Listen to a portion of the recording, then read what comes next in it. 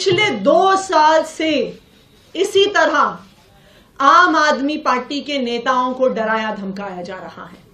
इस तथाकथित शराब घोटाले के नाम पर कभी किसी के घर छापा पड़ता है, कभी किसी और के घर छापा पड़ता है, कभी किसी को समन आता है, कभी किसी को गिरफ्तार किया जाता है।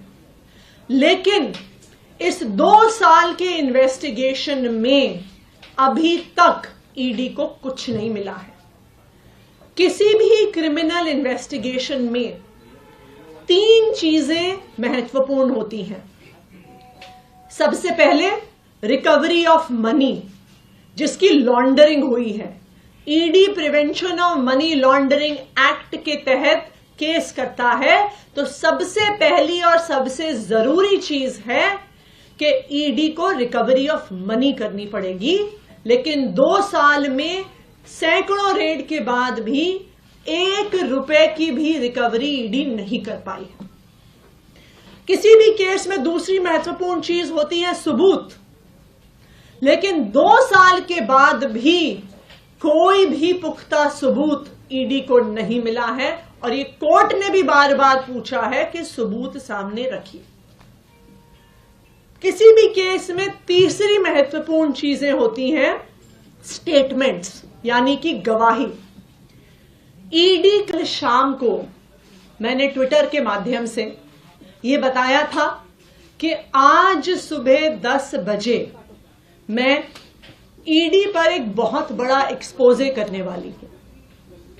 इस एक्सपोजे को रोकने के लिए, आम आदमी पार्टी को डराने के लिए, आम आदमी पार्टी को चुप कराने के लिए आज सुबह 7 बजे से ही आम आदमी पार्टी से जुड़े हुए लोगों के घर पर, आम आदमी पार्टी के नेताओं के घर पर ईडी की रेड शुरू हो गई है।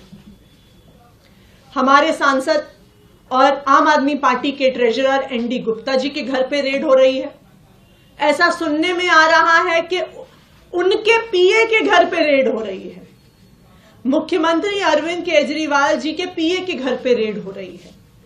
और अभी खबरें आ रही हैं कि शायद आज दिन भर में आम आदमी पार्टी के कई और नेताओं के घर पर ईडी रेड करने वाली है। ये क्या प्रयास है ईडी का?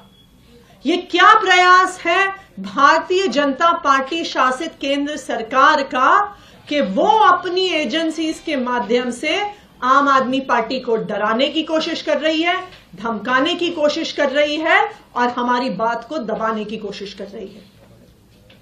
मैं प्रधानमंत्री नरेंद्र मोदी जी को, भारतीय जनता पार्टी को और उनकी एजेंसियों को जो ईडी और सीबीआई हैं, ये बताना चाहती हूं कि आम आदमी पार्टी आपकी धमकियों से डरने वाली नहीं है।